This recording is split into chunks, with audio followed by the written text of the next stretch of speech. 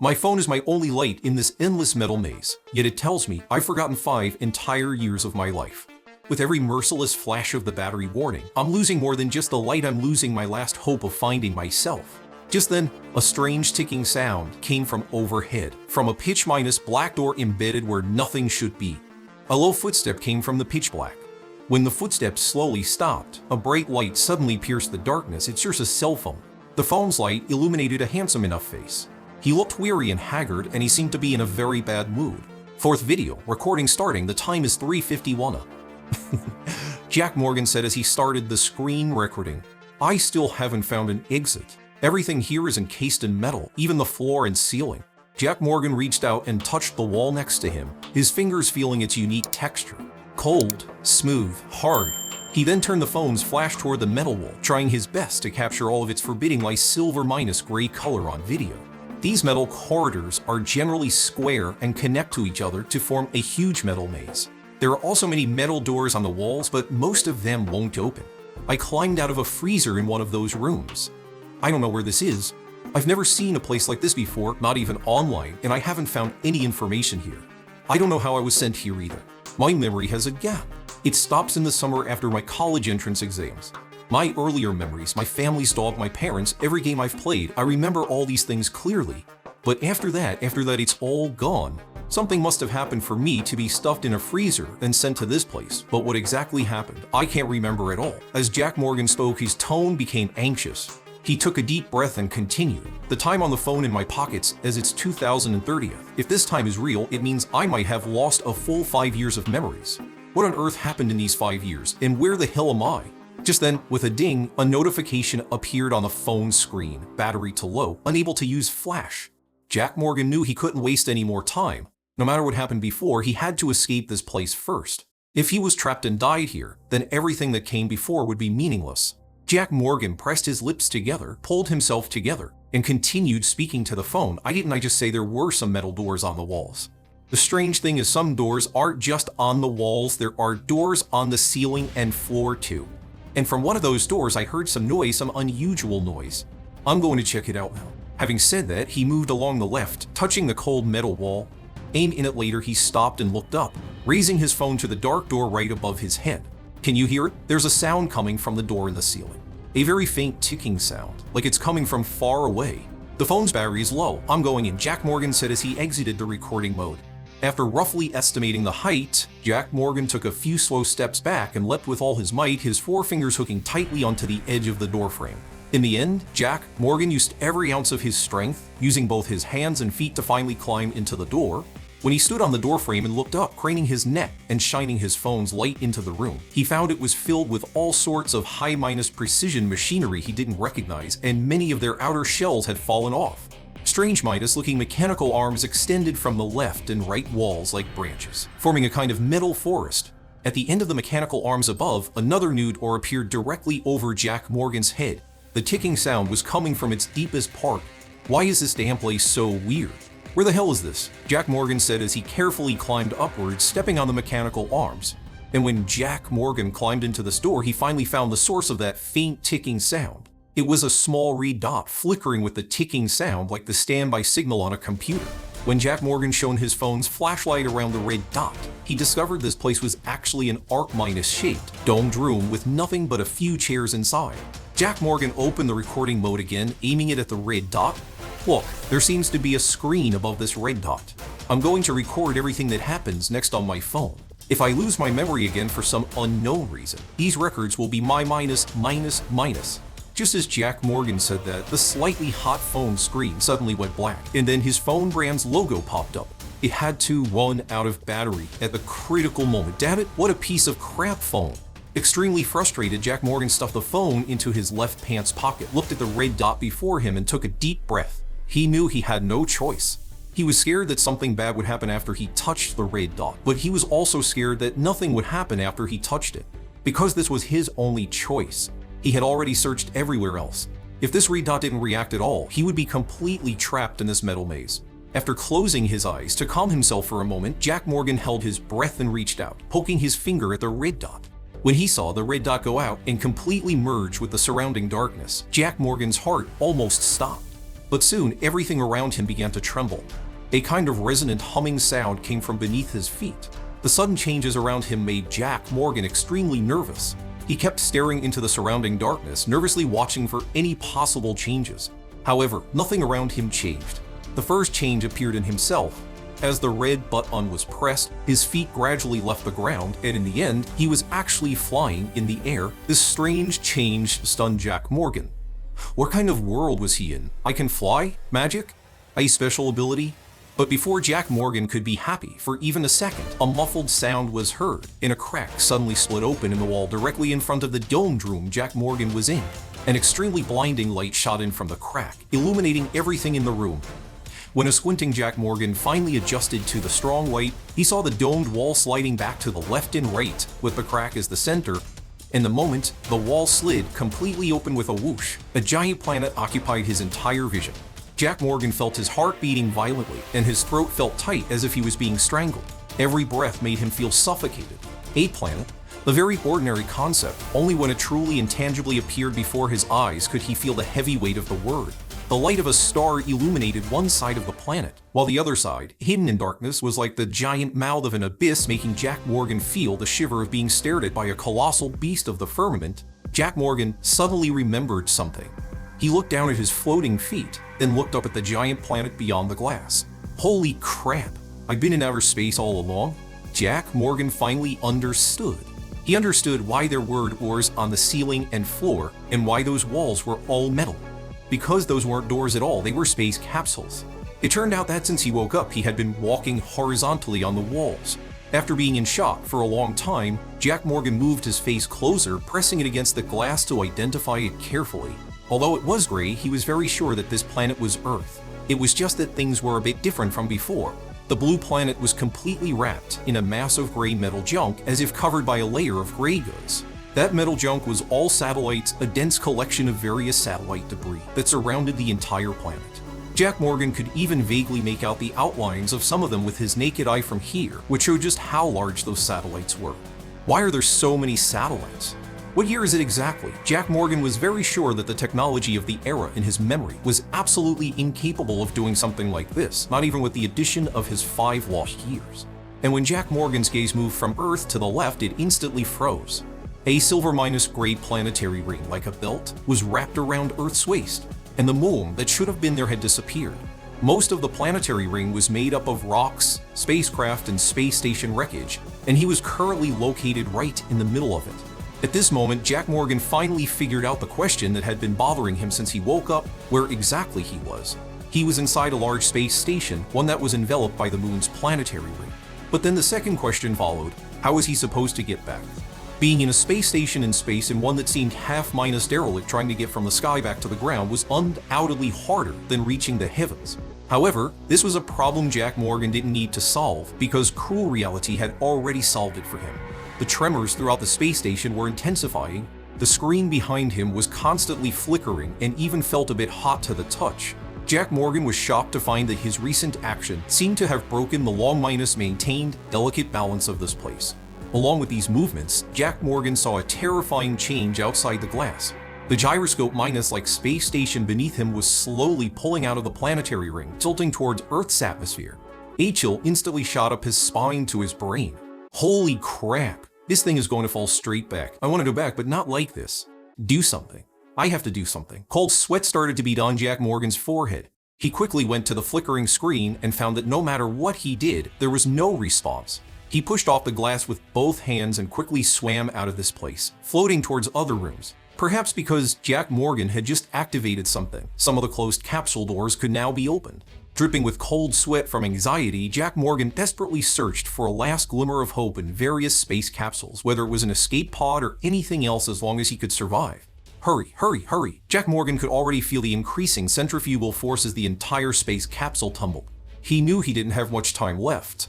Cargo bays, exercise bays, all sorts of capsules were found one by Jack Morgan. With a bang, a half-minus closed capsule door was violently pushed open by Jack Morgan. Rows of robots, secured to the wall, ceiling, and floor, appeared before him.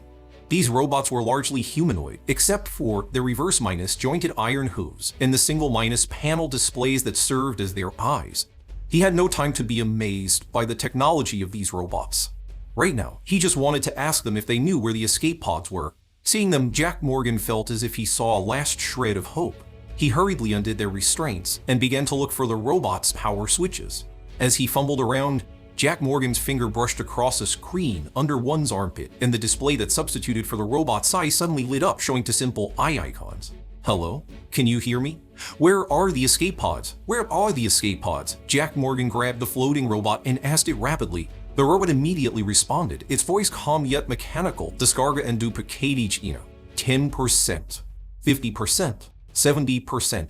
English data packet loading complete. Greetings, esteemed user. Welcome to Top AI Technology Products. Please customize a name for this product. What the hell? Are you kidding me? So much trouble? Name customization successful. What the hell are you kidding me? So much trouble. Please select an initial mode. 3 options appeared on the robot's display: Guardian mode, Caregiver mode, and Entertainment mode. Burning with anxiety, Jack Morgan quickly tapped Guardian mode, but then various other options popped up. He really didn't expect that setting up a new robot would be so complicated. As the space station's trembling started to shake some parts loose, which were now floating in the air, Jack Morgan finally finished the setup. Hello, Jack Morgan. What the hell are you kidding me? So much trouble is happy to serve you. 2 smiling eyes appeared on the robot's display. Do you recognize this place?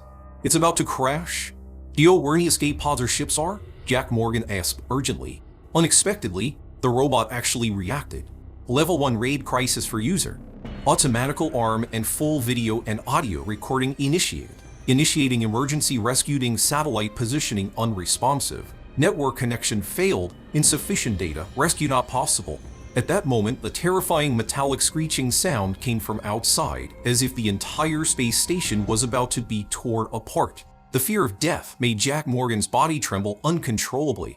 Just as he was about to give up on this useless robot and look for other solutions, the robot suddenly showed new activity. Connecting to unknown subnet 12.128. Code. Data collection complete. Rescue plan formulation failed. Error reason: insufficient logical thinking ability, unable to comprehend subnet data logic. Please grant ROOT permission authorization to user. After agreement, AI logical system iteration will be initiated based on subnet data. Judgment: rescue probability will increase by 13.3%. Agreed. Agreed. Although Jack Morgan didn't quite understand what it was saying, he understood the part about the increased probability of rescue. System iteration beginning. A progress bar appeared on the robot's display. Just then, the entire capsule suddenly broke apart and a metal plate came flying towards the robot's head like a guillotine. Jack Morgan grabbed its metal arm and pulled it hard towards himself. However, he forgot that he was in a 0- gravity state. When he pulled the robot over, due to the conservation of momentum, he moved to the robot's position. Seeing the metal plate about to pierce his own head, Jack Morgan kicked the robot hard. The metal plate grazed past Jack Morgan's face. Pushed by this force, Jack Morgan didn't stop until he hit a wall. Before he could even catch his breath, a rapidly spinning nut shot towards his neck like a bullet. Just as the nut was about to pierce Jack Morgan's neck, an iron hand suddenly reached out from the side. With a clang, the two collided, creating a shower of sparks, and the nut was sent flying far away. Jack Morgan followed the metal arm with his eyes and found that the robot he had just activated was shielding the left half of his body with its own metal body. The robot slowly raised its metal head and met Jack Morgan's eyes. What the hell? What kind of crappy name is this? The robot said. Hearing the robot's words, Jack Morgan was momentarily stunned, almost thinking he had misheard. Did this robot just curse? What are you staring at? Reminiscing about your days in heaven, licking mountains of rice and eating mountains of noodles? I'm talking to you. When the robot spoke again, Jack Morgan finally reacted. This must be the change from the logical system iteration he had just heard about. But he really didn't expect the robot's intelligence to change so dramatically after the system iteration. The cold, mechanical robot had actually learned to curse. Is it that good? It treats that fast? But of course. What do you think artificial intelligence is? The robot placed its hands on its hips, leaning back slightly with a very proud look. Although it was shocking, nothing mattered in the face of death. He couldn't afford to be shocked. The space station was descending, and if they didn't find a way to save themselves, they would both be done for. Did you find the location of an escape pod from the subnet data? Jack Morgan quickly asked the robot. Nope. The robot's words instantly sent Jack Morgan's rising hopes crashing to the bottom. But we don't need to escape. This thing has reverse thrusters. Although I don't know how many of them are usable, I estimate the probability of it breaking up from friction with the atmosphere and the final impact is less than 10%. This news was indeed good news, but just because the spaceship wouldn't disintegrate didn't mean he would land in one piece. Looking at the metal parts floating all over due to weightlessness, one could imagine what terrible killing tools they would become once they were subject to Earth's gravity. With his life on the line, Jack Morgan's mind began to spin rapidly. Robot, I need a safe place, a space to cushion the impact of landing and to avoid the parts. Do you know where such a place is on this space station? How should I know? The screws on my body never worked on this thing, the robot said with a shrug, spreading its hands. Dang it. Didn't you connect to some subnet data? Isn't there a map or something in it? Did you only learn how to be a potty mouth and talk trash? Jack Morgan quickly used his hands and feet to get to the doorway and carefully poked his head out to look around. Hey, how can you blame me for that? That damn subnet wasn't even from the ship. God knows which nearby wreckage forgot to turn off its Wi-Fi. The robot followed behind Jack Morgan, talking like a street punk. Its feet and hands seemed to have magnets or suction cups of some kind, allowing it to stand easily on the ground even in this weightless state. Besides, what right do you have to look down on swearing? The art of language began with swearing. Frustrated and anxious, Jack Morgan couldn't be bothered to argue with this foul-mouthed robot. He just wanted to live. Jack Morgan racked his brain thinking of a way to break the deadlock. Under the life and death crisis, his mind worked at lightning speed. Suddenly he thought of the red dot from before. That's right, that glitching monitor. Although the thing was clearly broken and he couldn't use it, just because he couldn't use it didn't mean something else couldn't. Robot, can you get data out of a broken computer? Like hacking or something? Who are you looking down on? That's my specialty. As its coke, an emoticon popped up on the robot's head screen. Great, follow me. Jack Morgan lead the robot, dodging the various floating parts and started to head back the way they came. When Jack Morgan returned to the domed glass room, he found that the earth behind the glass had now become a behemoth. It was gradually getting bigger, as if it were a giant leviathan's mouth wide open, ready to swallow them whole with that dark mole. Watching his home planet slowly yet surely magnify, a sense of oppression and suffocation washed over him. At this moment, Jack Morgan finally understood what megalophobia felt like. Jack Morgan suppressed the fear in his heart, trying his best not to look out the glass. He led the robot to the constantly glitching screen. This is it, hurry up, we don't have much time. Watch this. Then Jack Morgan saw its left hand rapidly split apart, and several fiber optic cables like jellyfish tentacles extended from it, quickly sliding into the crevice on the left edge of the monitor. Immediately after, the images on the screen started flickering even more rapidly. A sightseeing advertisement flashed by, and only then did Jack Morgan realize that this place was just a sightseeing spot specially reserved by the space station. Just then, a faint crack sound was heard. Jack Morgan turned his head to the left. When he saw a crack, accompanied by the cracking sound, rapidly crawl up the entire glass dome from the bottom, he instantly sucked in a cold breath, feeling as if his soul was about to float out of the top of his head.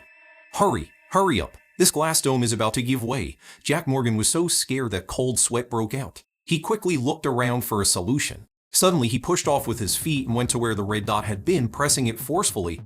With a stutter, the previously lowered arc-shaped wall slowly began to rise. However, before Jack Morgan could even catch half a breath, with a loud crash, the glass that hadn't been fully sealed instantly shattered and was sucked outside, directly exposing the current Jack Morgan to outer space. In the nick of time, Jack Morgan grabbed onto a nearby chair, practically wedging his entire body into it. Only then was he not pulled out by the suction force. At this moment, Jack Morgan began to feel suffocated. His saliva started to boil, his lungs began to expand, and his skin started to sweat profusely, accompanied by a strong burning sensation. Hurry up, Jack Morgan shouted at the robot with the last ounce of his strength. As the screen flickered rapidly a few times, the fiber optic cables quickly retracted. The robot lifted its foot and kicked the screen hard several times. Go to hell, are you going to give me the data or not? Are you going to give it to me? After kicking the screen to pieces, it used the fiber optics to search among the parts for a while. When it found a chip the size of a fingernail, it directly inserted it into a slot on its forearm. After its face screen flashed rapidly, a large exclamation mark appeared. Map found. Go to Sector E4. Just then, the arc-shaped wall above finally closed, and that intense feeling of discomfort finally disappeared. Weak and pale, Jack Morgan floated upside down in mid-air and gave it a thumbs up. Awesome. Jack Morgan was incredibly glad that he had activated such a robot. He had finally found a way out of a dead-end situation. The robot came over and helped tear upright. Just one atmosphere of pressure. Look how tired you are. Bodies made of flesh are so weak. With the robot's help, Jack Morgan arrived at the so- called D for capsule. It looked like a cultivation bay. All sorts of black, dry -up traces covered the floor and ceiling. These were all plants, but with no one to care for them, they had completely withered and weathered away. What are we doing here? Is it safe enough? Jack Morgan asked. The robot didn't speak. Its right index finger shot out a jet of blue flame, cutting into the left wall. As the wall was cut open, a kind of jelly like blue gel slid out from inside. This gel contains the oxygen and water the human body needs, and it provides enough cushioning. This is the plan I calculated to have the highest success rate. After all this time and trouble, he finally saw a glimmer of hope for survival. Jack Morgan couldn't be bothered with anything else and dove right in. When he turned around to let the robot in, he found it walking out. Where are you going? Don't you want to live? You stay in there. I'm going to make sure this place's anti-mina Simpact equipment is working, the robot said as it walked out. Just as Jack Morgan was about to say something, the whole room tilted instantly and all sorts of soil and debris pressed down on him. He had no choice but to shrink his entire body into the gel. His body was in a weightless state, surrounded by sticky, slippery jelly. He was clearly buried, yet when this jelly filled his lungs, he could still breathe. It was a very strange feeling. However, when a strong shaking sensation came, Jack Morgan couldn't be bothered with that feeling anymore. He hugged himself as tightly as possible, curling into a ball. At this moment, Jack Morgan felt like he was on a roller coaster without a seatbelt, being thrown left and right. But luckily, with the protection of the gel, his body wasn't smashed to pieces. He didn't know how much time had passed, but when the final, extremely violent impact came, everything fell silent. Feeling that things had quieted down outside, Jack Morgan in the gel used his hands and feet to paddle his way out.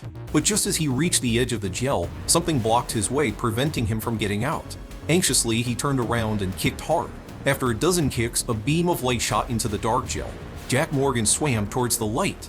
The moment he emerged from the gel, moist air filled his lungs and cold rain fell from the sky, washing over his body. At this moment, Jack Morgan fell treeborn. The wall of the cultivation bay was torn open with a large hole. Jack Morgan stared blankly at the raindrops falling from the sky and suddenly started laughing. He was back. He had finally returned to Earth alive. Finally having escaped death, Jack Morgan was overcome with emotion. Some things are only understood to be precious after they are lost.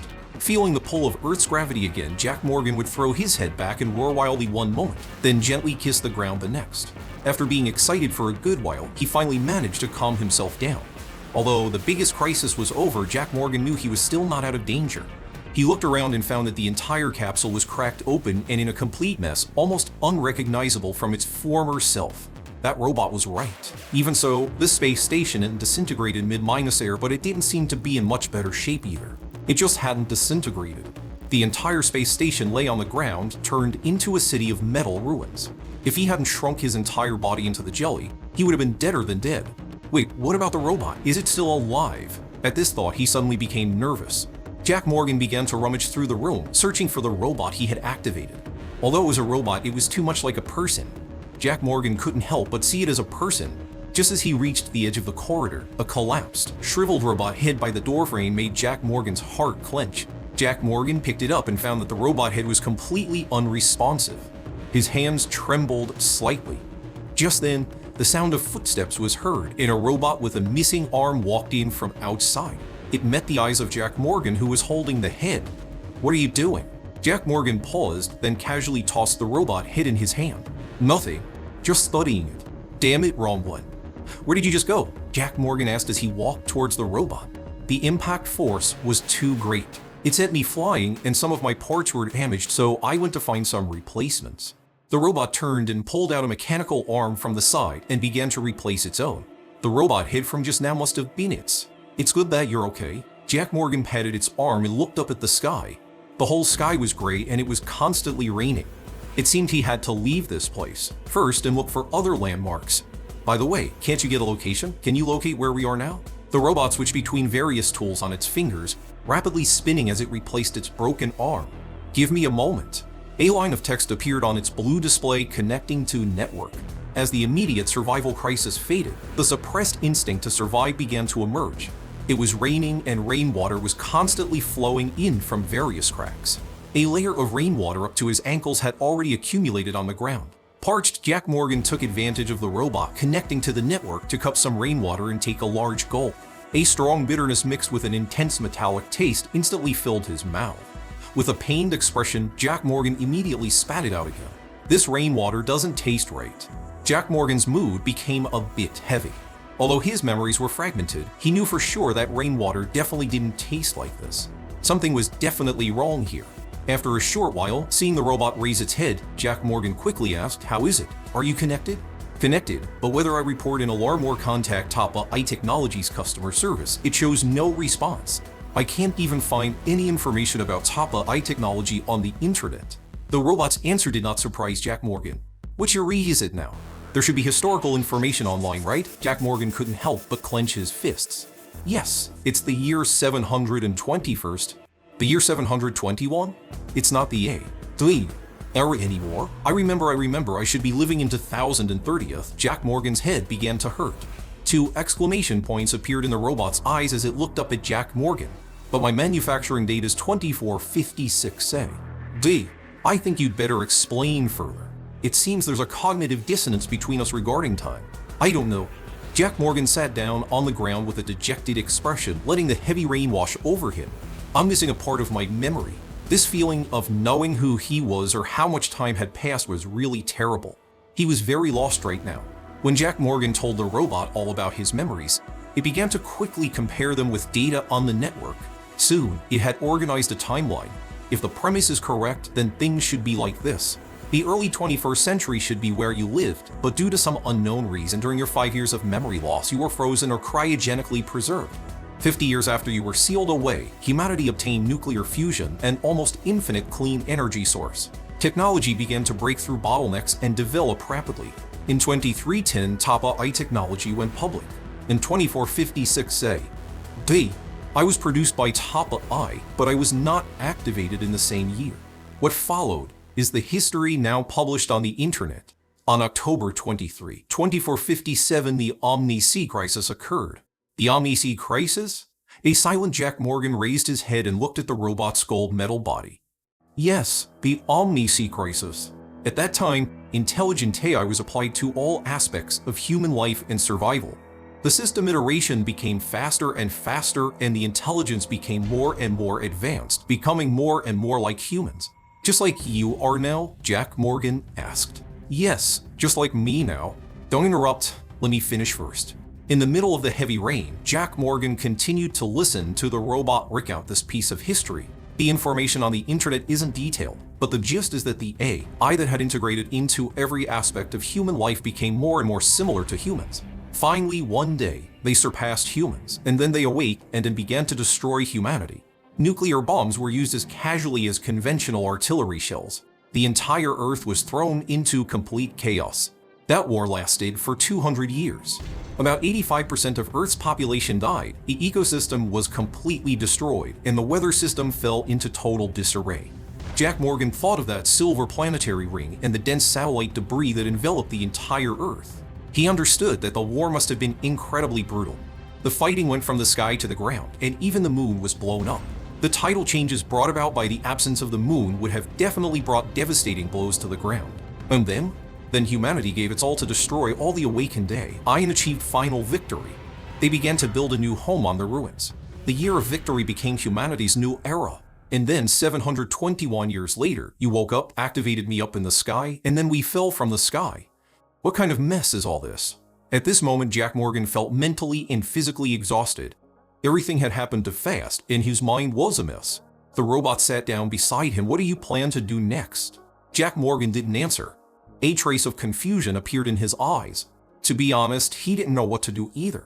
How did he end up more than 1,000 years in the future? Would he never be able to see everything he once had? Could he really never go back? What happened during his 5 years of lost memory? Beaten already? Then I really looked down on you. Don't expect me to comfort you. I don't have that kind of program installed in my system. The robot reached out its metal hand and gave his shoulder a hard push. "Go to hell." Jack Morgan cursed with a laugh and struggled to his feet. "It's not that easy to beat me. I at least need to figure out why I was placed in that space station and what exactly happened during those 5 lost years of memory." Jack Morgan didn't want to live in such a confused state. Even if he could never go back, he had to figure out what had happened to him. Thinking of this, Jack Morgan's eyes suddenly lit up. He looked up at the robot, by the way. Didn't you connect to the internet? Go search the records of the old era. See if my name and appearance are there, like in some missing person notices or accident reports. The robot searched for a while and quickly brought Jack Morgan some not minus so minus good news. No data found. To prevent the upload of rogue AI data, the old era's internet was destroyed down to the last byte. The current network is newly built, and even the protocols are completely new. All records of the old world are retellings by the new world. You've got to be kidding me. Forget it, let's open the map first. We need to find people first. I'm really thirsty and hungry right now and need a place to rest. Looking at the surrounding ruins, the mentally and physically exhausted Jack Morgan felt completely numb. Understood user request received. Searching for map. Jack Morgan sat on the ground looking at the robot before him. As he watched, he suddenly laughed out loud. Let me give you a name. It doesn't seem right to always call you robot. As soon as Jack Morgan finished speaking, he heard a snarky reply. Don't trouble yourself. My wise and brilliant master already gave me a name. What the hell are you kidding me? So much trouble is my name. Look at this name, it's so well minus chosen. After speaking, it didn't forget to pop up a matching emoticon from its I- socket display. That was because the situation was urgent before. How about this? Your company seems to be called Tapa I. How about you be called Tapa I? I think what the hell are you kidding me? So much trouble is better. Tapa I said stubbornly, putting down its newly repaired arm. How can you be so petty? I already said the situation was urgent. This time, however, Tapa I didn't quit back. Its tone suddenly became serious. Jack, I'm afraid we're in trouble. I just discovered that the view count for this map is increasing rapidly. A lot of people know something fell from the sky. They're all navigating to this location. They're about to arrive. Oh, isn't that better? Jack Morgan was overjoyed. He could finally meet the people of this world. With people, he could be saved. I'm afraid it's not good, the robot said as it pulled Jack Morgan and started walking. Are you saying they'll study me, a person from 1,000 years ago? Slice me up? No, they'll kill you. Forget the old world, the rules of the world now have completely changed. If we go by the rules of our old era, the mercenaries who are the first to run over and pick up the scraps are all cyber minus psychos. All psychos? Yes, all psychos. Why? Are they really that dangerous? Can't we even communicate with them at all? Jack Morgan asked, a bit unwilling to give up. The events of the last era have made the people of this era completely distrustful of AI. All AI intelligence is capped below strong AI level 3. This means that some things that should be done by robots now have to be done by people, like war, for example. Under the arms race, in order to enhance the strength of soldiers, some weapons that used to only be on robots started to be installed on people. They call this stuff cyberware, and they directly install a nervous system in the brain to control it all. As old soldiers continue to retire, this trend gradually spread from the military to the civilian population. What does that have to do with psychos? Jack Morgan wiped the rain from his face with his hand and flung it to the side. Because this kind of modification isn't that simple. Gradually, cyberware was no longer limited to weapons and began to expand into service minus oriented functions. As long as you're rich enough, you can have your stomach modified so you don't have to eat or excrete. Just install a nutrition pack. You can even modify the ascending reticular formation of your brain so you don't need to sleep and can be full of energy 24 hours a day. Isn't that better? The technology now is so advanced, I'm tempted to get a set myself. Jack Morgan was moved just listening to it. Is this the future world? Yeah, it is better. But if you don't even need to eat or sleep, are you still human? As the differences grew larger and larger, some people gradually stopped seeing themselves as human and began to lose their empathy. They felt they were more advanced beings. They called themselves cyborgs, but the public called these people cyber minus psychos. Actually, it's not just a cognitive issue. Mercenaries, as the rats of the city, specialize in eating corpses and doing dirty work. They can't use the latest technology. The rejection reactions and phantom limb pain from second minus, hand, and mismatched cyberware, and many people also used drugs and inhibitors to suppress it. So even if there's no cognitive issue, their mental state isn't very good under the influence of drugs. The metal corridors that once trapped Jack Morgan were now completely twisted and deformed. The impact of the space station's landing must have been immense. Many places even had traces of being burned. The various parts that were previously floating in the air were now scattered on the ground, including those robots. They all looked severely damaged, scattered about in pieces. Rainwater dripped continuously from the cracks, and water was gradually beginning to pool on the ground. Having survived the disaster, Jack Morgan leads his robot Tapa I through the wreckage of the space station, planning to leave this place first to avoid the approaching psychos. However, their speed was clearly too slow. Air came from above Jack Morgan's head as a ship broke through the rain and mist, heading in their direction. The ship looked like an oversized supercar without wheels, its entire body covered in exaggerated graffiti. What shocked Jack Morgan even more was that a rotting corpse with its arms outstretched was tied to the front of the ship. Jack Morgan wasn't mistaken. That was a corpse. Maggots were even starting to grow in the bullet hole on its face. At this moment, Jack Morgan had a whole new understanding of the soundbites called cyber-psychos that Tapa I had mentioned. No matter what, he absolutely did not want to be discovered by these people.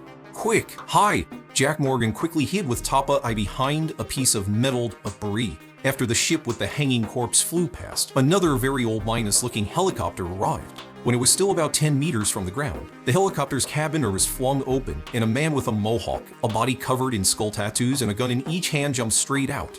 In mid-air, he pulled the triggers, firing wildly in all directions, a crazed laugh erupting from his gold-toothed mouth. Bivendine Vizal Inferno. As he got closer, Jack Morgan suddenly noticed that his legs and feet were distinctly silver. Those were clearly cyberware. With a muffled thud, the Mohawk man landed heavily on the ruins of the space station city. Then several other similarly dressed people jumped out of the hover car. The sound of conversation came from their direction, but Jack Morgan couldn't understand a single word. What are they saying? Jack Morgan whispered to Tapa I. Everyone connect to the LAN and sync your positions. Everyone get your damn drones out. Such a big thing fell from the sky. There must be good stuff inside. Move it. Everyone else is rushing over here. You're just slow. You won't even get a sip of the soup. But before Tapa I could finish translating, a shell from who knows where came whistling up with a trail of thick smoke and directly blew the ship in the sky into a ball of fire. Holy crap. They just start fighting without a word. They're really damn psychos. Using the explosion as cover, Jack Morgan quickly moved away from the blast site with Tapa I. The atmosphere in the entire space station wreckage was already becoming tense. As the sound of explosions rang out, more and more people flew over, and the entire ruins practically turned into a battlefield. Boom! Another explosion roared, and a huge ball of fire fell from the sky, grazing past the two of them. Danger lurked everywhere. Jack Morgan's nerves were stretched taut. Looking at this environment, he couldn't help but feel bitter. How am I so unlucky, getting into big trouble everywhere I go? Tapa I, where are the weapons around here? Jack Morgan asked. In this situation, if he didn't have a weapon on hand, he would be at the mercy of others. Tapa I's face screen flickered, then it walked towards the wreckage on the left. There are. This is the security room. After rummaging through the wreckage for a while, Tapa I shoved a gray metallic rifle into Jack Morgan's hands. What's this? Jack Morgan weighed the heavy, cold weapon in his hands. Mata, Lesor -11-3 technical is all trifle. It's electric. How do I use it? Looking at the killing weapon in his hands, Jack Morgan's breathing couldn't help but quicken. Hold it steady with both hands. Press this part against your shoulder, then aim the muzzle at the enemy and pull the trigger. In this kind of street fighting environment, there's no time to aim. Whoever shoots first has the advantage. The fine tuning on this gun's sight is perfect for a novice to use. Jack Morgan tried aiming it a few times. The heavy weapon in his hands gave him a slight sense of security, but even though he had a weapon, he still hoped he wouldn't have to use it. Let's go. How much longer until we're out of this space station's range? According to my radar at our current speed, we should be out of the outermost perimeter in about 20 minutes. But before it could finish, with a whoosh, Jack Morgan felt a warmth and then a numbness in his left ear. Enemy attack. Before Jack Morgan could react, the blue display on Tapa I's had instantly turned red, and it quickly pulled the trigger, firing in the direction the shot came from. Damn it! Jack Morgan clutched his ear and leaned against a nearby cover. When he lowered his hand again, his palm was stained red with blood. A semiscroll had been shot out of the top of his left ear. If it had been just a little off, his head would have been blown off. Gritting his teeth, Jack Morgan carefully peeked out from behind the cover to look at the enemy who had just ambushed him. These people were hiding behind cover and shooting at Tapa I. They looked like they were in a gang. They had many tattoos on their faces and hands of all kinds, and were cursing and swearing in some language he couldn't understand. The only common mark was the inverted cross brand on their necks. What was even more peculiar was that these people, like the ones who jumped out of the hover car earlier, had some form of metal cyberware on their bodies.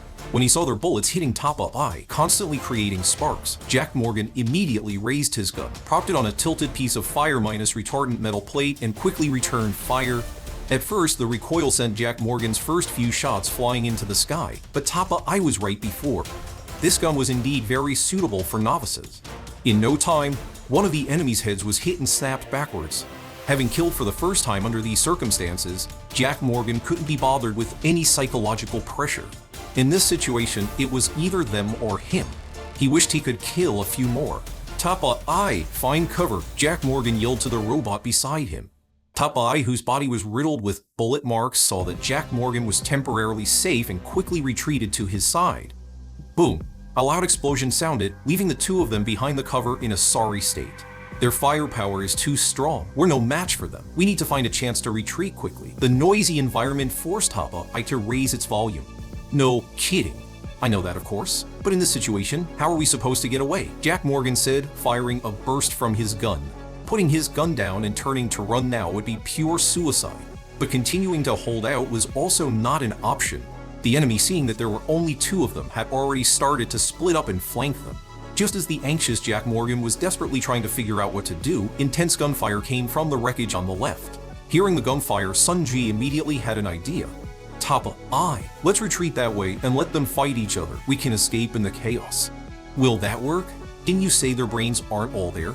Now's the time to test if what you said is true. Besides, can you come up with a better idea right now? With that, Jack Morgan started to retreat while pulling the trigger. After a few short minutes, the gunfire behind them grew closer and closer. Jack Morgan could even see the figures in the wreckage behind them out of the corner of his eye, but the two sides still hadn't started fighting. The two sides seemed to have a tacit understanding, you fight your fight, and I'll fight mine. But rather battered Tapa, I leaned against Jack Morgan. I told you it wouldn't work. They're crazy, but they're not stupid. Jack Morgan nodded in strong agreement. That's right, so now we need a bait to get them to shoot at each other. After saying that, Jack Morgan looked at Tapa, I beside him, and patted its shoulder heavily as if entrusting it with a great responsibility. A new image quickly appeared on Tapa I's display. With great power comes great responsibility, right? You can't expect me to go. You're made of metal, at least you can block bullets, Jack Morgan said to Tapa I in a heartfelt tone. You bastard. Tapa I gripped its gun and its reverse minus jointed legs pushed hard off the ground, charging directly towards the people behind them. All sorts of bullets coming from the front quickly followed Tapa I's figure, finally drawing a volley of angry curses from the other side. It worked. Jack Morgan watched the two sides shooting at each other and excitedly clenched his fists. Fifth, a sound was heard, and the smile on Jack Morgan's face froze. He trembled as he looked down and saw a bloody, flesh minus, mangled arc blade sticking out of his abdomen. As the blade was pulled out, hot blood sprayed out directly. Clutching his stomach, Jack Morgan turned to look behind him, but saw no one, only a bloody blade suspended in mid-minus air. Under his gaze, a bald man with metal cybernetic arms and an inverted cross brand on his neck sneered as he deactivated his mimic camouflage and revealed himself. Bastard, you bastard, Jack Morgan roared and raised his rifle, but with a flash of cold light. In just an instant, his right arm, which was holding the gun, was chopped into 3 pieces. Time seemed to stop in that instant. Seeing the bone marrow tumbling out of the broken bone in his severed arm, Jack Morgan instantly felt the utterly desperate gap between cyberware and flesh. Am I going to die? The next moment, time returned to normal. Intense gunfire rang out as bullets shot from the left, blocking the bald man.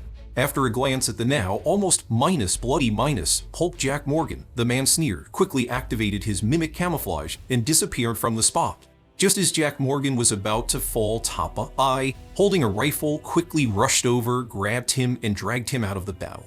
Thanks to its efforts, the two sides were already fighting each other and temporarily couldn't be bothered with them. Am I going to die?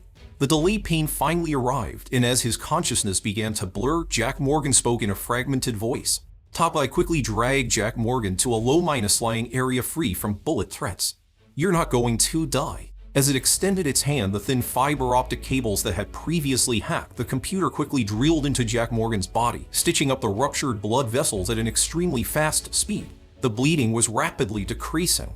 But that wasn't enough. Jack Morgan was already on the verge of hemorrhagic shock. Tapa I quickly checked Jack Morgan's blood type with its sensor lines, scanned its surroundings, and dragged back its tattered corpse. As the sensor lines inserted into the blood vessels, the translucent lines gradually turned blood minus red, and another line was inserted into Jack Morgan's body. Wait, I'm not dead yet. He struggled to open his eyes. Tapa I raised its fist and slammed it hard on his head, directly caving in his skull. You're dead now. As the still minus warm blood was rapidly transfused into Jack Morgan's body, his deathly pale face gradually regained its color. Top AI quickly scanned the surroundings with its radar for anything useful. Finally, after Top AI found a painkiller and stimulant from the corpse and injected it into Jack Morgan, he finally woke up. Opening his eyes again, Jack Morgan looked at the gray, rainy sky and cursed fiercely, "Damn it!" At this moment, Jack Morgan was incredibly glad that he had activated Top AI and brought it down. If he didn't have this prehistoric robot, he probably would have died from that last hit. Let's go. If we don't leave now, you won't be able to damn anything. I don't have any anti-minus infection medicine. Your wound has been exposed to acid rain. If we don't find a doctor, you won't live much longer. After saying that, Top AI helped Jack Morgan up and prepared to leave. Wait. Jack Morgan, enduring the pain, looked at the corpse with a caved minus in head and stopped. This person also looked like a mercenary. His black, cybernetic arms looked very futuristic. His clothes were adorned with bullet holes, looking very miserable. He had a skull tattoo on his left cheek, messy dreadlocks, and 2 large nose rings. He didn't look like a good person. Jack Morgan glanced at his own empty right arm, then at the corpse's metal prosthetic limb. "Can you install this on me?" The thought of the bald man who had almost killed him made the anger in Jack Morgan's heart unable to dissipate. So what if he was bullying him for not having cyberware? Jack Morgan wasn't just being impulsive. He knew that the man might not have left and could be hiding nearby, waiting for an opportunity. At this time, he had to restore his combat capability as much as possible. Installing too much cyberware can cause cyberpsychosis. Look at this environment. Is this the time to be discussing that problem? Let's just survive and get out of here first. The sound of guns and cannons around them made Jack Morgan unable to care about anything else. In this environment, what was the difference between having a broken arm and being a cripple? Alright, you're the boss. Top AI's fingers quickly switched 2 tools and began to dismantle the metal right arm from the other person. While the painkillers were still in effect, the broken flesh and bones were quickly cut away. Soon, that matte black middle arm was transplanted onto Jack Morgan. As a tingling sensation like hitting a nerve spread through him, Jack Morgan found that he could move his right hand again. He brought the metal arm in front of him, slowly opening and closing the hand. He felt like his hand was back. With a clang, a blade with an electric arc popped out from his forearm. The blade reflected Jack Morgan's excited expression at that moment. With a clicking sound, the blade quickly retracted, and the 5 metal fingers bent backward to press against his arm. A dart gun barrel spiraled open from the palm. This cyberware could actually be equipped with a cannon. It was clear that many of the explosions nearby were caused by this thing. Starting to feel the pain, Jack Morgan picked up the painkiller minus stimulant from the ground and injected it directly into his thigh. As his pupils contracted, he instantly felt as if the sky was brightening. "Looks like I found a treasure." Regaining his mobility, Jack Morgan put the last bit of the painkiller minus stimulant into his pocket and stood up, gritting his teeth. He didn't retreat immediately. Instead, he went directly to where the 2 groups had been fighting and fired a few shots at the group that had been chasing him. Seeing the explosions in the distance, Jack Morgan finally felt the pain from his injuries lessen. "Let's go." Jack Morgan was about to leave with Top AI, but a trembling hand grabbed his left foot. Wait.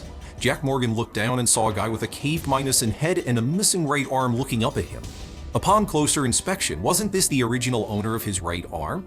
Jack Morgan never would have thought that the owner of the cyber limb was still alive, still not dead. The very surprised Top AI was about to raise its gun, but was stopped by Jack Morgan. "Can you not be so smart?" Taking advantage of this brief opportunity, the guy with the caved minus in head quickly spoke. In a moment of crisis, he quickly switched to a language Jack Morgan could understand. "Save me, get me out of here. I'll give you 30 at minus coins as a reward." Hearing this, Jack Morgan, who was about to leave, sized up this guy and started to calculate in his head. He would definitely need money when he got out, and in this situation, there was strength in numbers. One more person meant an extra measure of safety, especially a local. Besides, he had just used his blood to stay alive. Only 30? Is that all your life is worth? This makes it hard for me to act. Bro, this is at minus coin. Do you know how long it would take for someone else to mine this on a machine? After a moment of thought, Jack Morgan pulled Top AI aside. "What is this at minus coin? Is it really that valuable?" "Yes, at minus coin is a decentralized cryptocurrency here. It's considered a mainstream currency. At the current market price, 30 at minus coins can buy an entry minus level levitating supercar." Hearing this, Jack Morgan had a new understanding of this, so minus called it minus coin. "Then try to see if you can fix him up. If he can regain his mobility, we can take him with us." If he can't move, then we can't bring a burden along. Okay? Tapa I nodded and walked towards the man. As Tapa I sensor lines pierced into the man's body and quickly moved around, the guy who had been lying on the ground unable to move started to move. You bastard, your heart was pierced by a bullet. The implanted secondary heart pump has insufficient power, that's why you couldn't move. Then Jack Morgan saw the cave minus in head guy curse angrily. Damn it, they even dare to use black market goods for my cyberware implant. You just wait. Cave minus head, can you move? If you can move, let's get going. It's not safe here, Jack Morgan said, listening to the approaching sounds of guns and cannons. Wait, just a moment. The man flicked his dirty hair back with his one hand, then pressed a button on his black jacket with his hand, and a virtual screen popped up in front of him. Before Jack Morgan could figure out what this guy was up to, the man started talking. Sorry everyone for disappointing your expectations. Nexus 6, am back again. I was dead for a little while, but the live stream continues now. Immediately, all sorts of text and emoji IS started popping up on the floating screen, interacting with Nexus 6. With the alive stream, Jack Morgan was stunned. He thought the guy was also a mercenary dying in a hail of bullets, but it turned out his profession was a streamer. With a whoosh, a bullet grazed past from above. Jack Morgan immediately ducked down and said in disbelief, "A live stream? You came here to do a live stream?" Nexus 6 shifted his gaze from the screen and proudly showed his big gold tooth. Of course, something this big falling from the sky. Do you know how much buzz it has online? These days, buzz is money, as long as you can grab it. Anyone, man or dog, can get rich. Do you know what traffic is? Traffic is flowing virtual gold.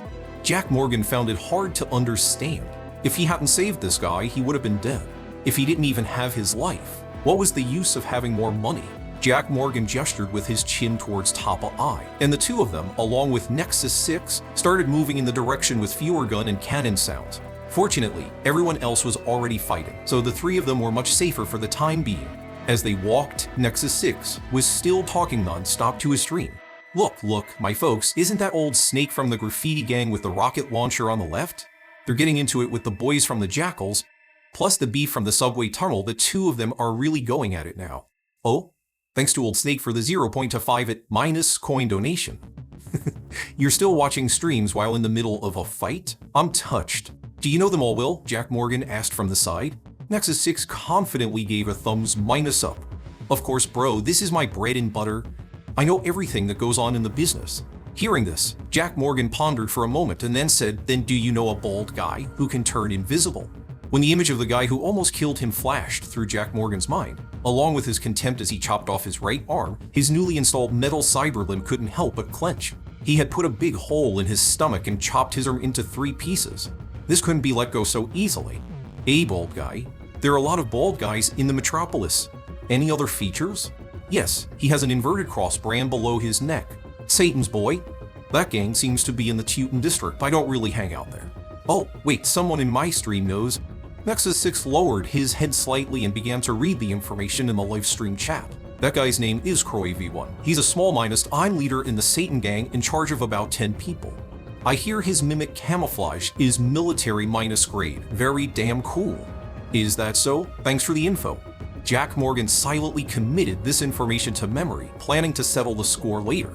Oh, Nexus, who was looking at the screen, suddenly got excited. Thanks to Croy for the rocket. Thanks. The next moment, Jack Morgan felt a bright flash in front of him. Something was flying towards them rapidly from a distance. Jack Morgan subconsciously raised his hand, and a red minus dip shell fired from his palm, colliding with the object flying from the distance. The extremely strong explosion shockwave sent the 3 of them flying. Nexus 6, who had swallowed a mouthful of stagnant water, raised his head and cursed at the live stream. Fuck, you son of a bitch actually sent a real one. When Jack Morgan stood up again, gritting his teeth in pain, he saw a group of people slowly surrounding them from the rain minus-soaked mist. The leader was the same bald man who had tried to kill him before. At this moment, his face was full of hostility, and he directly raised his gun and pointed it at Jack Morgan's head. Fuck you. I heard you were asking about me in some loser's live stream. What, want revenge? What the fuck do you think you are? It was obvious that he had tracked them down based on Nexus 6's live stream. Damn it. At this moment, Jack Morgan was about to go crazy.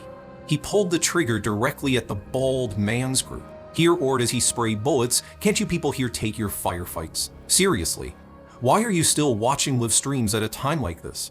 Fuck you. Who are you to tell me what to do? I'll watch whatever the hell I want. I'll watch porn while I fuck you up. A grenade flew towards Jack Morgan in a parabolic arc. Seeing the grenade flying through the air, Jack Morgan quickly raised his hand and shot it down in mid-air. Fuck you. Tapa I greeted him like the locals do. But soon, a dense hail of bullets forced them to take cover. The other side had at least a dozen people. Just then, Nexus 6 said proudly from the side, "How about it?" Bro, my cyberware is pretty good, isn't it? Fully functional, company direct sales, and it comes with auto-same. As soon as he finished speaking, he looked down at the screen again. Friends watching in the stream who are satisfied, please click the link below to purchase. Enter my name, Nexus 6, and you can enjoy a 5% discount. We're about to die, and you're still trying to sell stuff. Turn off the stream. They found us because of your stream. At this moment, Jack Morgan had a new understanding of what Tapa I had said before. These guys were really a bunch of psychos. Just then, Jack Morgan suddenly noticed something terrifying. There was no bald man in the crowd in the distance, they all had hair. The next moment, he suddenly felt a numbness in his back. The image of his stomach being pierced by a blade flashed through his mind. Some lessons, once learned, are never forgotten. Jack Morgan quickly to forward, dodging the attack from behind. With almost no hesitation, he turned and fired a shot, but the shell didn't detonate immediately. Instead, it flew towards the dark clouds in the sky. The bald man had turned invisible again. It seemed he had narrowly escaped for the time being, but Jack Morgan knew this was just an illusion. The enemies in the distance were already closing in, and they had blocked all escape routes. This time was clearly different from before. The bald man had specifically brought people to deal with them this time, and there was no one else nearby to divert the trouble to. Damn it. Why is it so hard to just stay alive? At this moment, Jack Morgan began to feel the pain in his wound again. Damn it, let's fight them. Jack Morgan gritted his teeth and stood up from behind the cover, pulling the trigger at a person not far away. With his roar, bullets flew out, tearing the other person's neck in half. Before he could even catch his breath, a shadow rushed towards Jack Morgan at extremely fast speed. Jack Morgan raised his hand and fired a shot, directly blasting the person to bits. The next moment, a blade with an electric arc out from Jack Morgan's forearm, flashing fiercely with a blade that stabbed out of the air, creating a shower of sparks. Unexpectedly, just as they were locked in a stalemate, the opponent's finger suddenly straightened and a bullet shot out from it, hitting Jack Morgan. However, at this moment, Jack Morgan didn't dodge at all. He raised the gun in his left hand and started a firefight with the bald man. Bullets flew rapidly, flesh and blood splattered. The bald man finally decided he didn't want to trade his life for Jack Morgan's and quickly retreated into the rain, disappearing from sight. Awesome. Where did you used to hang out? Covered in blood, Jack Morgan took out the last of the painkiller minus stimulant from his pocket and injected it all into himself. As the pain completely disappeared, he instantly felt his mind become much sharper. Are you okay? Tapa I, who was firing its gun, had a translucent sensor line reel out of its finger and quickly stitch up Jack Morgan's wound. Feeling a bit dizzy, Jack Morgan lowered his head and spat a large mouthful of bloody water onto the ground. He's invisible. Do you have any way to detect him? My visual hardware has thermal imaging, but I need your authorization. Then why didn't you say so earlier? Can you blame me? Blame the damn developers back then for making such restrictive rules. First rule of AI, unless the user's life is in danger, the AI cannot actively ask for self-authorization. Isn't this considered life-threatening? I authorize you to turn on thermal imaging. As soon as Jack Morgan spoke, the border of the display on Tapa I's face instantly turned red. 8 o'clock to the left. As soon as Tapa I's voice fell, Jack Morgan was about to raise his gun to shoot, but stopped himself. You can see him now, right? Yes. Jack Morgan couldn't help but clench his metal fist. Alright, let's not reveal this ability for now. It would be a waste to use it directly. Let's find a way to use this opportunity to properly screw this bald guy over. Jack Morgan led Tapa I in Nexus 6, continuing to use cover to shoot at the people who were constantly surrounding them. He acted as if he couldn't see the invisible bald man that Tapa I could. Be careful, he's coming. Tapa I's soft voice entered Jack Morgan's ear, causing his heart to race. Just as the blade appeared at Jack Morgan's waist again, Jack Morgan quickly turned and pulled the trigger directly above the blade. Bullets splattered, hitting the bald man and piercing his synthetic skin, revealing the dark metal skeleton underneath. The bald man clearly didn't expect this change and was about to retreat, but at this moment, Tapa had already blocked his path with its gun. Faced with the person who had almost killed him, Jack Morgan wanted to drink his blood and eat his flesh. Go to hell. Caught in a pincer attack, the bald man's mimic camouflage soon couldn't be maintained. and large chunks of his synthetic skin fell off. Seeing that the bald man was about to be defeated, his face with its skin peeling off twisted into a roar. "You think this is all I've got? You loser, go eat shit, taste my EMP." As his pupils flashed with a blue light, a palm-sized, disc-shaped drone shot out from his abdomen and hovered 10 meters in the air. An extremely strong electromagnetic pulse instantly spread out from the drone as its center. Within a 50-meter radius of the drone, all electronic equipment was fried. Nexus 6, along with the bald man's subordinates, all fell to the ground, their cybernetic limbs twitching uncontrollably, and black smoke even started to rise from the sockets behind their heads. This kind of electromagnetic pulse caused extreme damage to circuits. Even Tapa I, a prehistoric robot, instantly shut down, its body twitching and freezing in place. A triumphant smile hung on the bald man's face as he watched all this. Everyone on the street said his mimic camouflage was military-grade, but they had all been deceived by him. His secretly hidden trump card, the EMP drone, was the real military-grade weapon. With this move, he had tricked countless people. Most metal, cyberware, and nervous systems were all equal in the face of an electromagnetic pulse. All mechanical equipment short-circuited, his enemies became lambs to the slaughter to be dealt with as he pleased. With a squelching sound, the smile on his face suddenly froze. When he looked down, he saw a blade had pierced his chest. Croy V1 looked at the kid who had attacked him as if he had seen a ghost, finding it utterly unbelievable. How is this possible? This is impossible. You shouldn't be able to move. No one can withstand my EMP. The components of your nervous system should be completely fried. Jack Morgan viciously pulled out the blade and stabbed it into his rotten face again. Damn it, I don't have a system. Feeling the bald man's brains being thoroughly scrambled, the pent minus of anger in Jack Morgan's heart finally dissipated. As Jack Morgan lifted his foot and kicked hard, the blade, now without its electric arc, was pulled from the flesh and the bald man's body collapsed with a thud. It's unknown what part of his brain system was hit, but a series of male and female moans began to loop from the neural socket in his head. Damn, you really were watching porn while fighting? Still angry, Jack Morgan walked over and used the knife in his hand to cut off his head. After finishing this, he couldn't even catch his breath. He clenched his fists and, holding the knife, walked towards the bald man's subordinates who had fallen to the ground. Slashing one after another, Jack Morgan was already very tired, but he didn't dare to stop. If they woke up, he would be the one to die. Jack Morgan found that he was incredibly adept at killing people, as if he had done it hundreds or thousands of times. And when the last enemy's head was cut off by Jack Morgan, he collapsed into the pooled water, gasping for breath. His wound was starting to hurt again. Why is this painkiller so weak? It's not that the painkiller is weak, it's that your body has reached its limit. You're too badly injured. Tapa I, with smoke rising from its body, staggered over and helped Jack Morgan up from the ground. Awesome, Jack. Are you okay? I see you're smoking. I won't die. It's just a short circuit. What a mess. All I wanted was to live. Why is it so hard? The blood that dripped from the corner of Jack Morgan's mouth fell into the pooled water, gradually turning the black to red. You ask me, who do I ask?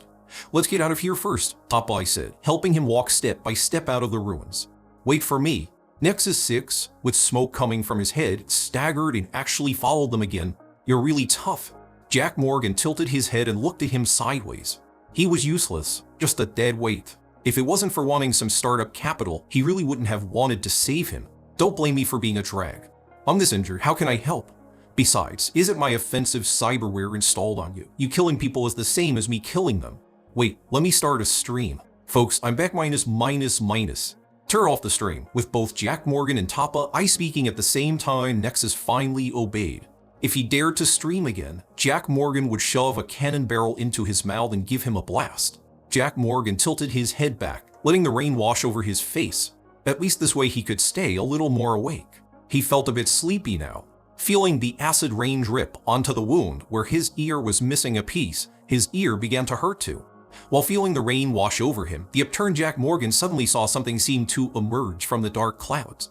The rain gradually stopped. Something in the clouds was blocking the rain. At first, it was just a black right angle, but soon the black corner slowly extended, and the dark metal behind it continued to extend and grow until it became larger than a mountain, almost filling Jack Morgan's entire field of vision. Looking at this thing emerging from the clouds and still growing, Jack Morgan felt a suffocating sense of trembling from the fear of the unknown. What on earth is this thing? The next moment, the sky suddenly turned white. When he finally adjusted to the strong light and opened his squinted eyes, he could barely make out what it was. They were blindingly huge light pillars, the size of houses. The steel creation, which occupied almost the entire sky, had 10 bright lights on, looking down like a god on all the tiny beings below. At this moment, Jack Morgan finally understood. The thing in the sky was man-minus made. It was a giant aircraft carrier. The next moment, a deafening mechanical sound came from the sky. Warning, warning, this is company territory. Apex Technology Corporation has final ownership of the space debris. All personnel on site are to cease theft and leave the premises within 1 minute, or the company will take all legal means to protect company property. 59, 58, 57. That voice switched between various languages, mechanical yet cold. The information it contained made Jack Morgan feel very uneasy, especially when he saw the reactions of the others in the ruins. The sounds of guns and cannons in other areas had already stopped. Faced with the behemoth above, they had no interest in killing each other and were all leaving with their spoils. He didn't know what those so-minus called all legal means were, but he was sure it was nothing good. The three of them rushed forward with all their might. 35, 34, 33, the countdown sounded like a death knell over everyone's heads. The color of the previously white welding lights also changed from white to bright red and began to flash continuously, making the atmosphere incredibly oppressive. Look over there. Following Tapa I's finger, Jack Morgan saw a mountain peak in the distant misty rain. As Jack Morgan got closer, he finally saw it clearly. It was a mountain of trash made of all sorts of piled-up plastic bags. He ran forward desperately, but the previous fight with the bald man seemed to have exhausted his last bit of strength. His footsteps were incredibly heavy. Suddenly, the flashing in the sky stopped. 3-2 first, according to Article 315 of the Castle Law, you are trespassing on private property. The company will now begin unlimited liability self-minus defense. A groggy Jack Morgan looked up. The sky was filled with the red and green lights of drone night minus vision positioning. It was as if a red and green snow of death was falling with a heavy rain. Let's go. Nexus ran over, using his one arm to support Jack Morgan's other side, and they ran towards the trash mountain. When the red and green snowflakes landed on people's heads, they began to spew flames of death, cleaning up all living things in the ruins. Bullets fell along with the rainwater, making it impossible to distinguish between the two. Looking at the drones flying towards him from the sky, Jack Morgan gritted his teeth and directly raised his metal cyberware. Shell after shelf flew up against the rain, detonating drone after drone in the air. But the drones seemed endless. No matter how many were destroyed, new ones would quickly fly towards them. Is this really the end? Looking at the red and green snow in the sky, Jack Morgan kept looking for a solution, but he couldn't think of one no matter how hard he tried. Those drones weren't the main point at all. Shooting down more of them didn't matter. The main point was the giant steel beast in the sky. For the three of them to deal with that thing was completely impossible. The disparity in strength was too great. It was almost a dead end. At this moment, drones were hovering over their heads like the gaze of death. The air seemed to have frozen. Rescue probabilities 0%, rescue probabilities 0%. Tapa I kept calculating, searching for a sliver of hope. Looking at the drones filling the sky and the aircraft carrier that had completely replaced the sky above, Jack Morgan was utterly hopeless. This was an existence that was almost impossible for humans to resist. Just as they were about to be shot into sieves, Nexus 6, who had been following behind Jack Morgan, stepped forward. A hero always makes his entrance at the end.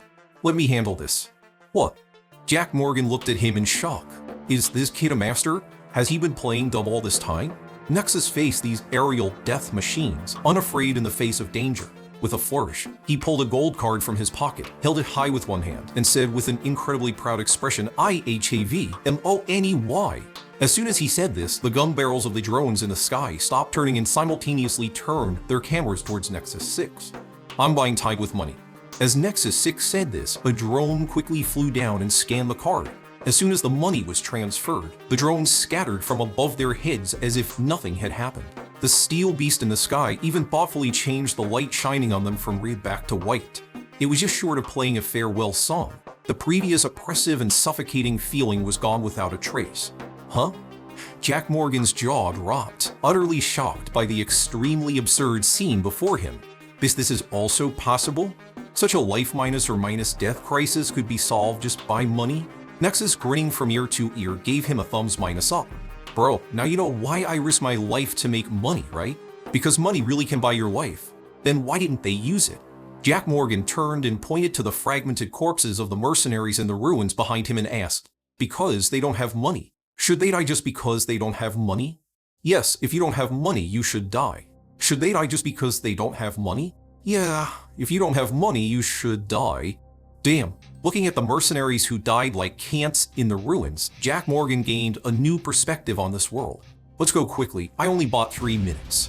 With the time Nexus bought with his money, their feet finally touched the rotting garbage just as the red light in the sky lit up again.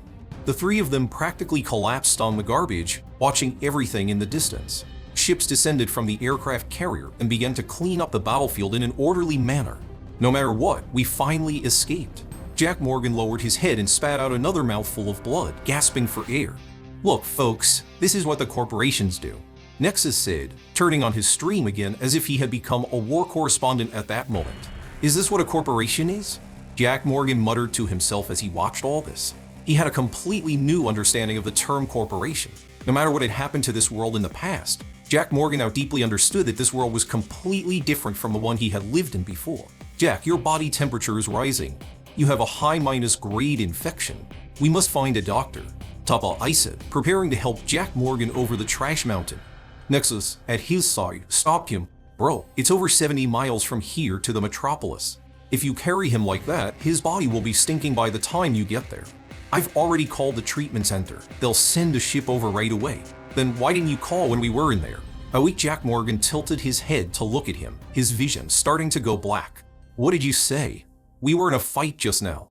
In that situation, do you think the treatment center would take the job? They run a treatment center to make money, not to save lives. They certainly won't do a losing business." Damn. Hearing this, Jack Morgan was completely disillusioned with this world. Soon, a red laser beam descended from the sky and drew a square area in front of them. Then, a white ship with a red cross painted on it broke through the clouds and landed precisely there. Then 2 doctors in white coats leading for tall, slender white robots quickly approached. "Area secure, rescue can begin." The robots split open and quickly transformed into a mechanical stretcher. Its soft cybernetic limbs quickly yet gently helped Nexus and Jack Morgan onto the stretcher. In a daze, Jack Morgan felt something pierce his forearm. User 10,314 cone secure. Biomida signal connected life monitoring panel activated. Stimulant injected, dopamine 70 mg, norepinephrine 110, fibrinogen 800. As the cold voice continued to sound, Jack Morgan, who should have been gradually losing consciousness, actually slowly came to. Lying on the bed, Jack Morgan looked down at his cut minus open abdomen. He saw Crab minus like mechanical arms quickly and precisely disinfecting all the hideous wounds on his body, from the inside out, not missing a single gap. After cleaning, it began to suture rapidly. Even the suture line was as dense as a zipper. The surgery was as exquisite as embroidery. During this time, he couldn't feel any pain, as if it were all someone else's flesh. Jack Morgan was once again stunned by the technology of this world. His severe injuries were being treated as easily as a common cold. He thought he would surely die this time, being so seriously injured and then drenched in acid rain, but he never expected that being saved would be so simple. "How about it? Awesome, right? I ordered the premium package for us." Nexus 6, also lying next to Jack Morgan and receiving the same treatment, pulled out an E- cigarette from somewhere and started puffing away. His shriveled head had somehow returned to normal. "So, I'm not completely useless now, am I?" He seemed to be very concerned about Jack Morgan's previous complaints. "Where are we going now?" Jack Morgan asked, looking at the simple snow-white interior of the treatment ship. Nexus 6 flicked his dreadlocks. "To the metropolis, of course." "What? You don't want to cross the nuclear radiation zone to go to Gamora, do you?" Seeing the expression on Jack Morgan's face, Nexus 6 asked in surprise. "Looks like you're not a local. Where are you guys from?" No comment. Jack Morgan directly refused the question. In a situation where he didn't understand anything, making things up would only expose his weaknesses. "Whatever. It doesn't matter where you're from, you still saved my life. In our line of work, it's all about honor. When we get to the metropolis, I'll give you a proper welcome." With that, Nexus 6 raised his E- cigarette and gently poked a button on the wall. With a whoosh, the left wall became transparent. It was still raining outside, but there was no more trash on the ground. Instead, there was a concrete jungle of various dilapidated buildings. This scene, combined with the rainy weather, created a dim color palette, presenting him with a view like the end of the world. The desolation outside and the clean, tidy interior of the hover car formed an incredibly strong contrast. Without needing anyone to tell him, Jack Morgan understood that these things were probably from the world before the Omnic-style crisis. It was just that no one had repaired them. They had been abandoned and forgotten, just like him and Tapa I. He was about to truly come into contact with this world. At this moment, Jack Morgan began to feel a sense of apprehension again. He gently waved to Tapa I at his side. It leaned over, and the two began to whisper. Help me search what kind of place this metropolis is and whether it's safe for the two of us to go there as augmented individuals. As Tapa, I gently nodded. A series of repeating ellipses appeared on its screen. The metropolis has a permanent population of 30 million with a very large flow of people in and out. It's a mixed bag of all sorts of people. According to my calculations, there is a low probability of attracting the attention of other factions. Are you sure? Dressed like you are, you won't attract attention? Jack Morgan looked at Tapa I's all-minus steel body, very skeptical. Don't worry. If people see me, they'll at most think I'm a human with full-minus body cybernetic modifications. Tapa I seemed much more optimistic than Jack Morgan. And in the metropolis, countless people come and go every day. No one will care about us. As for the traces of the space station, the impact of the landing and the subsequent rough search by the mercenaries have already erased them for us. I hope so. Being in an unfamiliar place, he could only take it one step at a time. It was either the mercenaries or the corporation's actions, but it all made Jack Morgan feel as if someone was trying to kill him at every moment. By the way, there should be normal people in this world, right? It can't be that the whole world has gone crazy, and I'm the only normal one, right? He thought to himself. Just as Jack Morgan was lost in his wild thoughts, a sentence from Nexus 6 interrupted him. Look, we're at the metropolis. Jack Morgan followed his E- cigarette and saw that in the distance of the gray skyline, a bright, colorful light pierced through all the dimments outside the window. The metropolis? As Jack Morgan sat up, the mechanical structure beneath him automatically moved closer to the window, allowing him to see more clearly. As the ship rapidly approached, a magnificent 3-dimensional neon city soon unfolded before Jack Morgan's eyes. Skyscrapers of varying heights were interspersed with bustling streets of red lights and green wine. All kinds of ships shuttled back and forth between dazzling, colorful neon signs and huge 3-dimensional projection advertisements. The sky and ground were a constant stream of traffic. All the advertisements were vivid and constantly changing. There seemed to be no restrictions on advertisements here. Guns, sex, all the explicit tags Jack Morgan couldn't imagine were playing freely on the streets. He could understand some of the ads, but he couldn't comprehend their content. Gluttony-enhanced stomach. Let you enjoy everything, devour everything. Whether it's lava or nuclear waste, you can taste it personally. Red-claced ovate. Youth-prone Inimax is now available, powerful and cheap. The gun body is made of safe polyester material 3D printed, non-toxic if ingested. Red clay stove, the only choice for children's weapons. The pedestrians on the street were dressed in 1,000 strange ways. All sorts of data cables and metal cyberware on their bodies were commonplace. There were even some who were more exaggerated than Tapa I. The continuous misty rain cast a hazy filter over everything. Looking at everything before him, Jack Morgan had a feeling of being in a dream, as if it were both real and illusory. Is this the metropolis? Jack Morgan's eyes widened to their limit, staring intently at everything outside the window. All of this formed an incredibly stark contrast with his own experiences, as if they were two completely different worlds. By the time the ship slowly landed, Jack Morgan's and Nexus 6's wounds had completely healed. Even Nexus 6's severed arm had been fitted with a medical spare cyber limb. The moment the hover corridor opened, a bright world outside instantly filled with sound. Jack Morgan, suddenly appearing in this extremely unfamiliar world, felt a sense of awkwardness, not knowing where to put his hands. Everything was very strange to him. Bro, let's have a blast together. Nexus 6, with an unstoppable smile on his face, casually walked over to a nearby car and slammed his mechanical arm against the glass. Then he pulled a cable from his cybernetic wrist and inserted it directly into the port in the steering wheel. With a click, the car started. Smash the glass, plug in the data cable, pull open the door. The series of actions was as smooth as flowing water. It was clear this wasn't the first time he had done this. This doesn't seem to be your car, does it? What's yours or his? If it's in my hands, it's mine. Let's go. Get in the car. When Jack Morgan and Tapa got into the car, Nexus floored the gas and shot off. Nexus drove without any regard for traffic rules, directly opening the convertible mode and speeding in the opposite direction of traffic. The The wind rushing in blew Jack Morgan's hair and scalp back, and the rain hitting his face stung. In the end, he even stood up, steered with his feet, and raised his hands to cheer at the entire city. Freedom City. Well, fuck me, come on, I'm back alive again.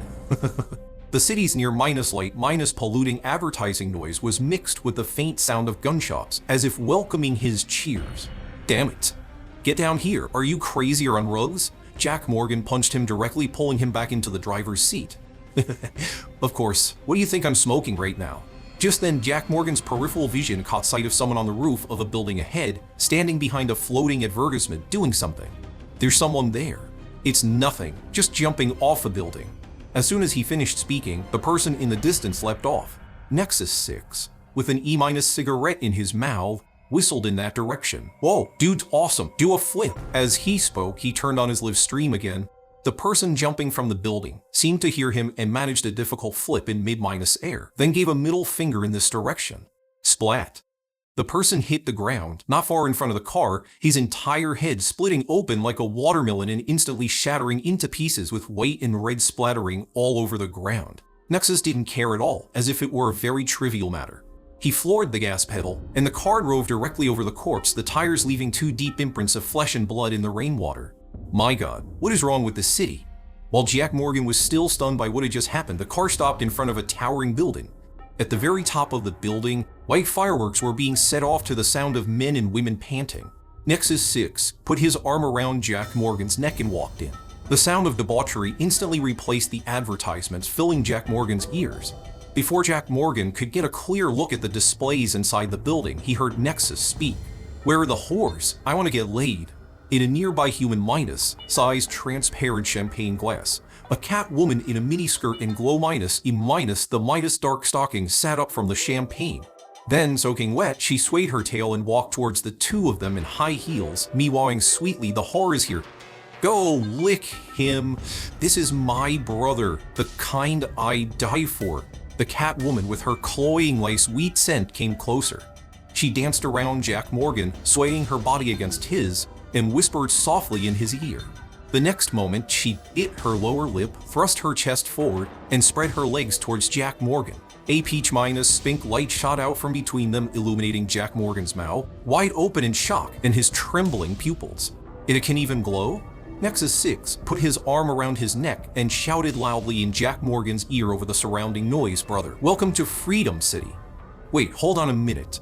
A bit overstimulated, Jack Morgan tried hard to look away, panting heavily. What's wrong, darling? Don't you like me? What kind do you like then? I can be anything. The Catwoman's soft body pressed against him, and she lifted her leg, wrapped in glow and dark stockings, and rubbed it against Jack Morgan. No, you wait a minute. Jack Morgan quickly reached out and pushed her away. My wound was just stitched up, I can't do any strenuous exercise. Next time, definitely next time. Just then, Nexus's head, with an E- cigarette dangling from his mouth, emerged from between the white flesh of 3 women. Bro, stop bullshitting. The nanobats from the treatment center already stitched you up. Don't tell me you like men? As he spoke, he pushed a nearly naked woman into Tapa I's arms. First time, it's okay, big sister will teach you. The Catwoman rolled. Her tongue in a blue peel was rolled up by her tongue and passed towards Jack Morgan's mouth. Suddenly, the room went dark. Jack Morgan instantly tensed up, and his metal cyber limb quickly grabbed the Catwoman's wandering hand. Just as Tapa I was raising its gun to block Jack Morgan, with a snap, a spotlight on the distant stage illuminated the host in a purple sequin suit. Dumb as like a Belarus. Switch to English. My buddy can't understand. As Nexus generously tipped for a small divine dragon effect, the host on stage immediately switched to English. Ladies and gentlemen, welcome to Club 16 for some fun. His voice was loud and clear. Next, please enjoy the wonderful performance by the Blues F4. Big Bird. As he said this, he even swung his arm forcefully in coordination. Big Bird, spin, spin, spin, accompanied by explosive music. 6 bear minus, but a kid men pressed closely together in a human centipede formation, came on stage like a train. Then these men, with their arms around each other's shoulders, began to sway their bodies to the rhythm, and then the Big Birds really started to spin. As if to please them, these performers even tried their best to swing towards Jack Morgan and Nexus, striving to give their golden mina, stick-it daddies the best visual experience. Ah, my eyes, my eyes! Jack Morgan clutched his almost blinded eyes and ran out. By the time the cold rain dripped on Jack Morgan's head again, he was leaning on the railing, panting heavily. Although he was out, the mentally polluting image couldn't be erased from his mind. It's over, this brain is done for. Why did you come out? A disheveled Nexus walked over with his neck covered in lipstick marks. Bro, Linda minus Linda is very sad. She thought her charm wasn't enough. Jack Morgan ran his iron hand through his wet hair in frustration. You bring me to this kind of place as soon as we get to the city. I really have to thank you for that. All of this happened too fast and was too stimulating. It was more than he could handle after everything he had just been through. Also, no matter what, he still couldn't accept that a woman's private parts could glow.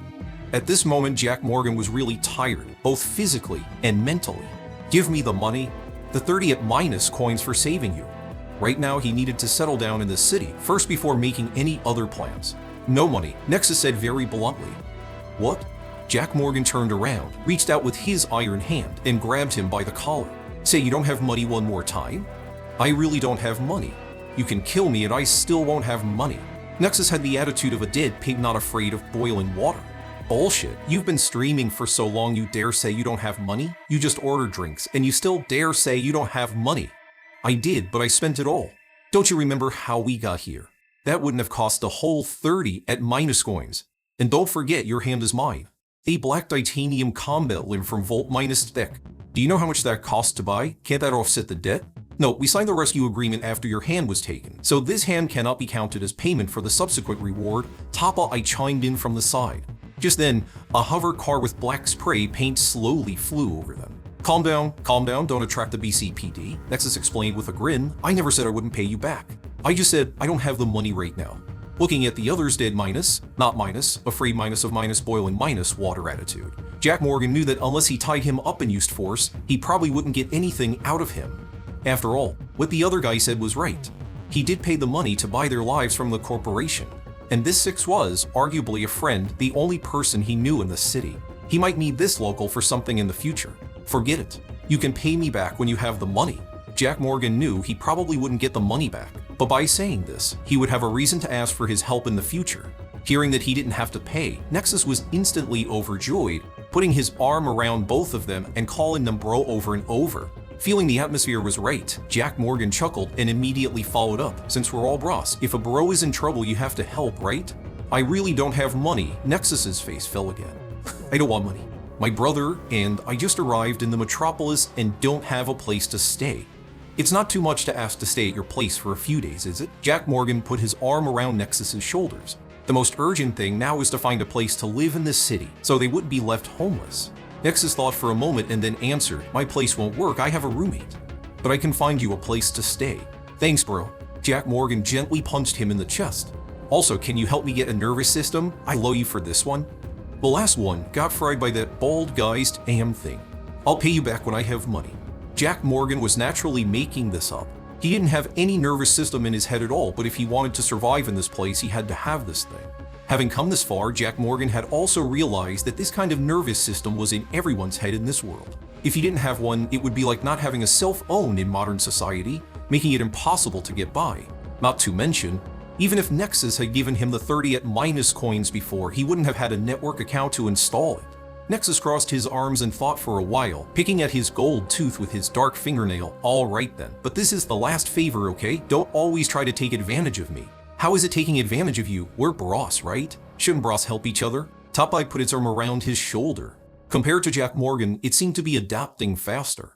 Okay, bro, so are we going back into play or are we going to your place? Just as Nexus 6 said this, the building behind them let out another panting breath and shot off a burst of white fireworks. What's there to play? Let's go to the place first. After a day of turmoil, Jack Morgan's nerves were stretched to the limit, almost at the breaking point. He just wanted to find a place to rest. This Nexus guy had some serious nerve coming to a place like this right after escaping death. When the car started, Jack Morgan looked at the bizarre world outside through the glass, a sense of unreality always lingering in his heart. After watching for a while, he looked at Nexus, who was driving. This guy couldn't even drive properly. He started streaming again. Although this guy seemed quite unreliable, he was indeed loyal. 6, it's not that I'm criticizing you, but you don't have any money, yet you don't know how to save. You're even treating people and ordering drinks? You were so generous at the beginning. I thought you were some rich kid. Shit, what kind of talk is that? Are the at-minus coins I earn with my life meant to be saved? Nexus 6 said as he floored the gas and started to race. If you have money, you have to spend it like there's no tomorrow. What if you die one day and the money isn't spent? That would be a huge loss. Jack Morgan shook his head slightly. He really couldn't understand this guy's view of money and values.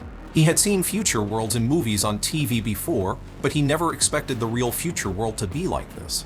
Just then, an English sign flashed by quickly. Jack Morgan knew he had entered the Queen's District. The car sped through the city's high and low buildings. As time went on, the garbage on both sides of the road gradually began to increase. Although the surrounding buildings were also flashing with neon lights, they were clearly starting to look shabby. When he saw a wobbly old man without pants standing on the side of the road urinating, Jack Morgan finally couldn't take it anymore. Where on earth are you taking us? To a place to live. Look, it's right ahead, that tall building. Jack Morgan followed his finger and through the car window saw a skyscraper. This building was very strange. Although the first 10 or so floors clearly had lights on from people living there, advertisements on the walls, the top was still in a state of scaffolding which was very incongruous. It wasn't quite right to call it unfinished, since people were living below, but it wasn't finished either, since the top wasn't sealed. The corridor opened and a frowning Jack Morgan followed Nexus towards the unfinished skyscraper. When the rain was blocked by the concrete, Jack Morgan saw people taking shelter from the rain. They looked dazed and had strange limbs, not much different from zombies. The vicinity was also filled with the stench of excrement, and feces and garbage bags were everywhere. I don't think this is a good place, Jack Morgan said, covering his nose. Bro, don't worry. These are just some poor people who've been messed up by drugs. They look scary, but they're not dangerous. As if to prove his point, Nexus pulled out a gun and fired a few shots at the roof. Hearing the gunshots, these people all fled along the walls like frightened hamsters. See, in the future, if someone asks you for food or cigarettes or whatever, you just do this and they'll behave. Passing through these homeless people, they entered an elevator. Nexus 6 pressed the button for the 18th floor. When they got out of the elevator, Jack Morgan found that it was barely acceptable here. At least the disgusting smell of urine and feces was gone. The stairwell certification can separate the two worlds. The garbage below won't affect you living up here, you can rest assured.